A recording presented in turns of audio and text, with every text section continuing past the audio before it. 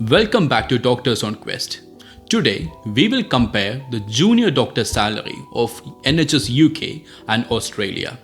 For a like-to-like comparison, we will be comparing the November 2025 salary of NHS England, New South Wales, Australia and Queensland, Australia. As you all know, junior doctor is a vague term. It can be intern, F2, F3 and F4 and sometimes even F5. But majority of the IMGs or doctors in the UK comprise of the SHO level, that is the ST1, CT1 or the F3.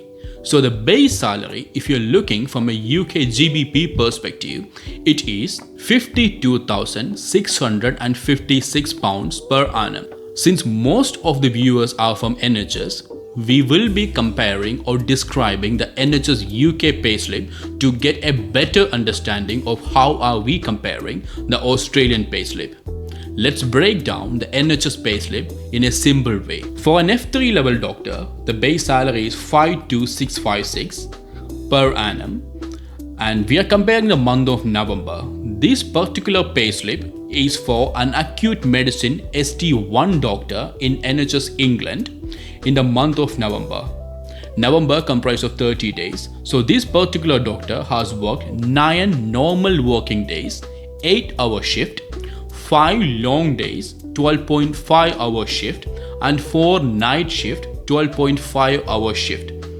That is 184.5 hours in the month of November in 30 days or 18 days out of the 30 days in November.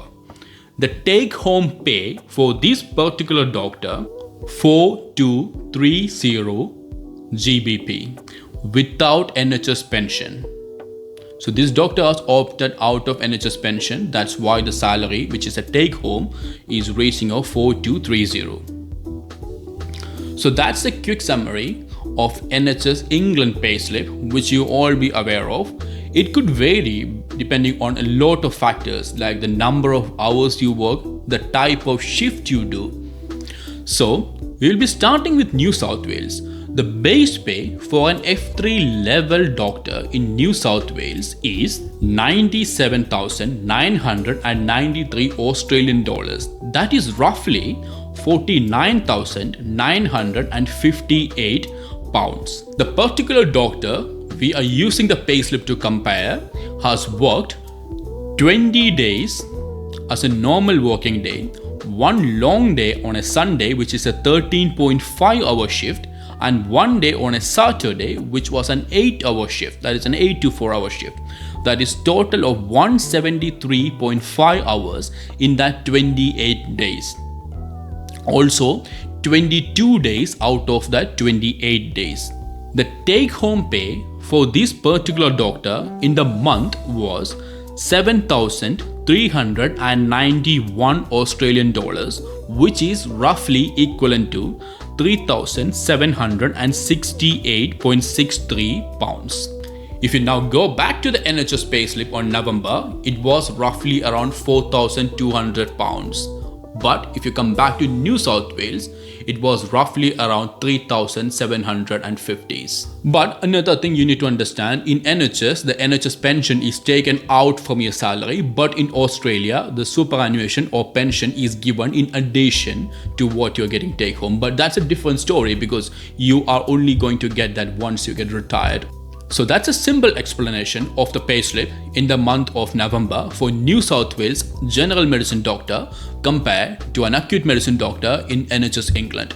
Now let's take one of the better paid state, that Queensland, and get a general medicine doctor's payslip and see how it compares. For Queensland, for an F3 level doctor, as of November 2025, the base pay rate is 109,583 AUD, that is roughly equivalent to 55,818.84 pounds.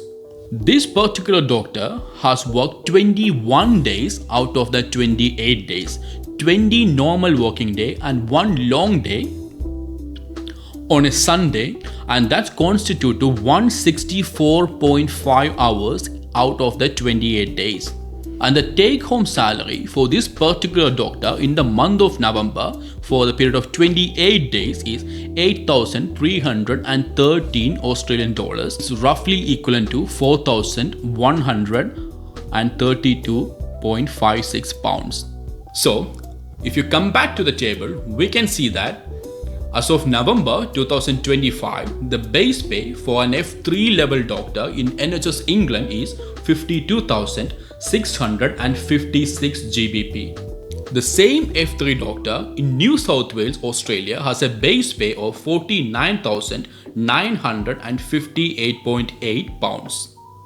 And in Queensland, the same F3 doctor has a base pay of 55,818.84 pounds. So, average, a doctor in UK in acute medicine works around 18 days out of the 30 days, including an hour of 184.5. Number of days, the type of shift, the number of hours can vary as per the rota and as per the doctor. This is roughly an estimate and what the particular payslip says from this doctor. And in New South Wales, the number of working days in the 28 days was roughly around 22 days, with number of hours being 173.5.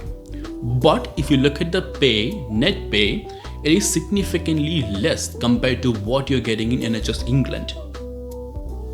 And in Queensland, even though the base pay is better than NHS England, if you're looking at the take-home salary, it is actually lesser than what you're getting in NHS England.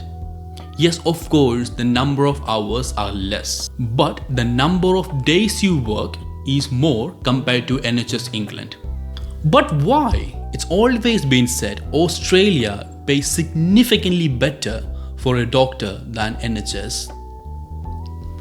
That question can be broken down to where the doctors in NHS UK are going to work in Australia. We compared the payslip of an acute or general medicine doctor in NHS England to that of NSW and Queensland. But the catch is, majority of the UK doctors come to Australia and work in ED, not the general medicine wards. Also, another thing many of them are missing is majority of the UK doctors were at F2 level in UK and they start at F3 level in Australia. So the base salary is significantly different. To get a better understanding, I will give the numbers of November 2025 ED payslip NSW. So this particular doctor has worked 16 days out of the 28 days. In ED, you work 10-hour shift. It could be day, afternoon or nights. So usually that's 8 days in a fortnight. So 16 days out of the 28 days. And the take-home salary for this particular doctor in ED was 7,558 Australian dollars, which translates to 3,852.2 GBP. Even then, you can see that the pay is not better, but the number of days you're working, the working hours are significantly better compared to NHS England.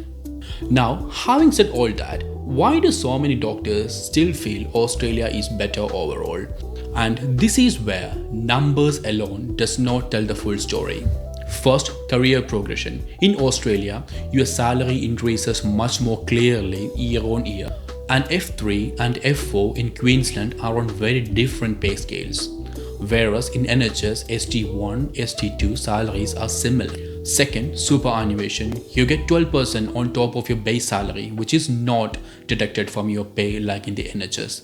Third, the salary packaging, things like living expense, meal cards, reduce your taxable income, which improves your real take-home pay. And then there are non-financial factors, workload, staffing ratios, roster flexibilities. And yes, things like buddy shift, where you can work the same shift as your partner or your friend or your colleague, which is almost unheard of in the NHS. So what's the takeaway? If you're only looking at base numbers without hype, NHS England is not dramatically worse paid than Australia. It's at the same level. Queensland tends to pay the best, NHS comes after that, NSW often comes to the lowest.